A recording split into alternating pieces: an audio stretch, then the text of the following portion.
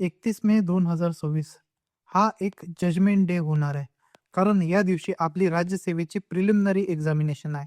आता या प्रिलिमिनरी एक्झामिनेशनला 2 प्रकारचे विद्यार्थी हजर राहतील. एक जे मराठी मीडियमला फॉलो करतात आणि दुसरे जे इंग्लिश मीडियमला फॉलो करतात. आता मराठी मीडियमला फॉलो करणाऱ्या विद्यार्थ्यांजवळ रिसोर्सेस जे आहे ते खूप अबंडंटली अवेलेबल आहे आणि यांना जास्त काही इतका प्रॉब्लेम फेस करावा नाही लागत. कारण रिसोर्सेस हे खूप चांगल्या क्वालिटीचे आणि अबंडंटली अवेलेबल आहे आणि प्रॉब्लेम आला जरी तर तो येतो करंट अफेअर्समध्ये. तर करंट अफेअर्सला जर तुम्हाला डील करायचं आहे तर तुम्ही कोणत्या पण चांगल्या इन्स्टिट्यूशनची एक मॅगझिन रेफर करू शकता. त्यासोबतच त्याला व्हॅल्यू एडिशन करण्यासाठी न्यूजपेपरला पण तुम्ही रेफर करू शकता. तर मराठी मीडियमच्या विद्यार्थ्यांना हे जर आपण स्ट्रॅटेजी वापरली तर खूप लाभ होईल. जर आपण रिअल प्रॉब्लेम बघितला तर रिअल प्रॉब्लेम येतो इंग्लिश मीडियमच्या विद्यार्थ्यांसाठी. कारण इथे इंग्लिश मीडियमच्या विद्यार्थ्यांजवळ कंटेंट इतक्या चांगल्या क्वालिटीचा अवेलेबलच नाही आहे. त्यासोबतच जो कंटेंट पण आहे, तो कंटेंट पण खूप आउटडेटेड आहे आणि त्यासोबतच त्या कंटेंटची क्वालिटी एकदमच वर्स्ट आहे.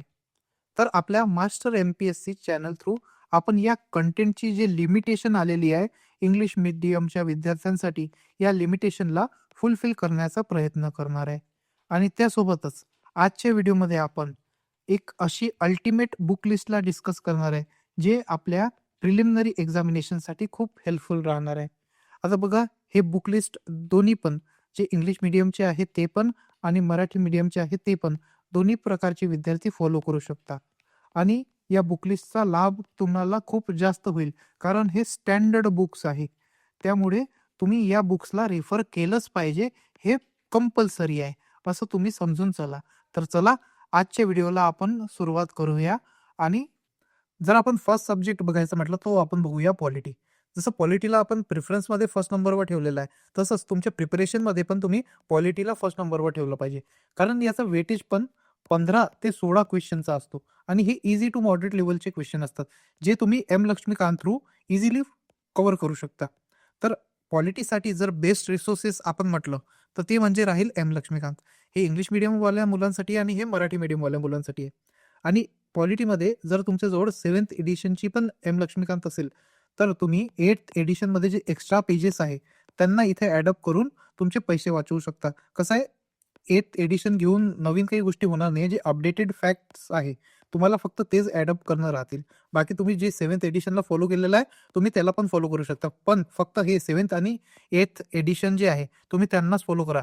5th, 6th या एडिशनला मी फॉलो करण्याचं बिलकुल रिकमेंडेशन देणार नाही. कारण याची 5th आणि 6th एडिशनमध्ये आणि 7th आणि 8th एडिशनमध्ये भरपूर फरक आहे. त्यामुळे 7th जर तुमच्याजवळ असेल, तर एक्स्ट्रा पेजेस जे राहतील, ते तुम्ही 8th मधून इथे ॲडअप करू शकता. तर 7th आणि 8th एडिशनला तुम्ही इथे फॉलो करू शकता. नेक्स्ट जर आपण म्हटलं, तर तो म्हणजे जिओग्राफी. आता जिओग्राफीसाठीचं बेस्ट रिसोर्स म्हटलं आपण, तर ते आहे आपले 11th आणि 12thच्या एन-सी-ई-आर-टीज. ओके. हे जे 11th आणि 12thचे जे एन-सी-ई-आर-टीज आहे, त्याच्यात geography with their geographical phenomena are covered in very detail manner.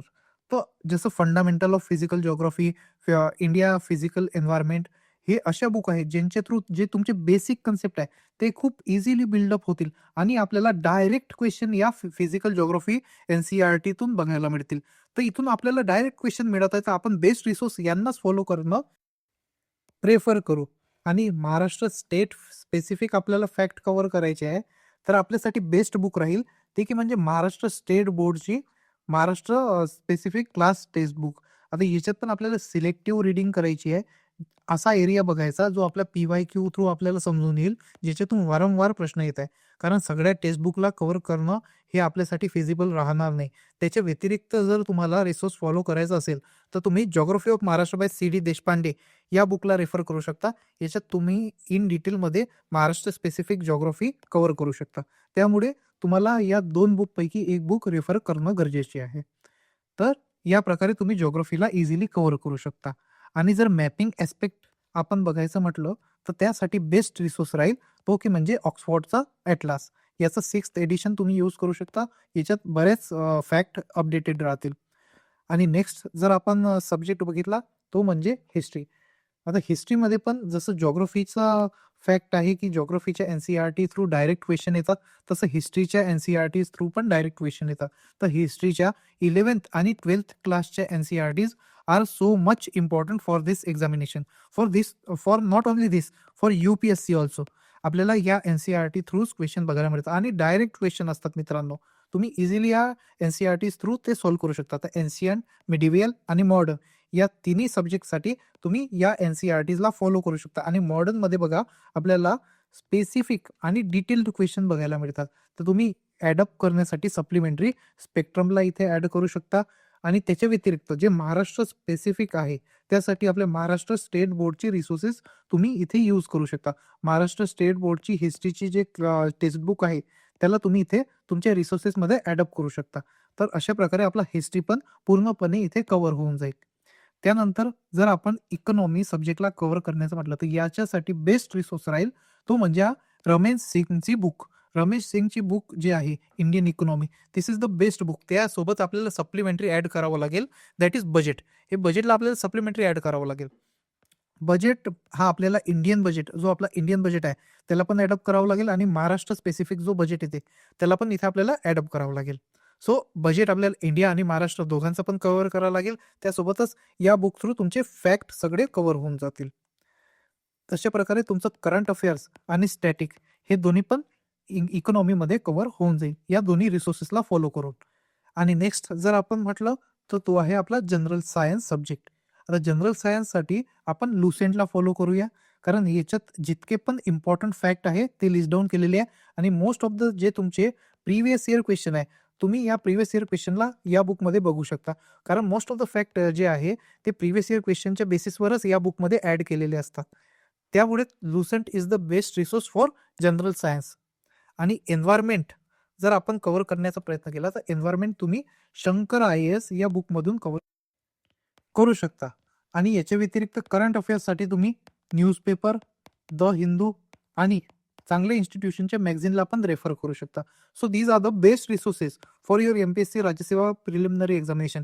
या रिसोर्सेसला तुम्ही स्ट्रॅटेजिकली यूज केलं, त्यांना लिमिटेडच ठेवलं, वारंवार त्यांना रिवाईज केलं आणि प्रॅक्टिस केलं. So by following these steps you can easily crack this preliminary examination.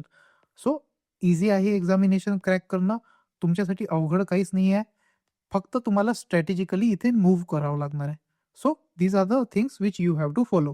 याच्या व्यतिरिक्त आपण पर सब्जेक्ट स्ट्रॅटेजी व्हिडिओ पण घेऊन येऊ, जेणेकरून तुम्हाला डिटेल अंडरस्टँडिंग होईल पर्टिक्युलर सब्जेक्टची.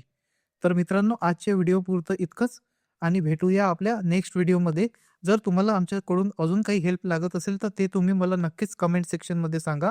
आणि जर हा व्हिडिओ तुम्हाला आवडत असेल, तर या व्हिडिओला लाईक करा आणि आपल्या चॅनलला सबस्क्राईब करा.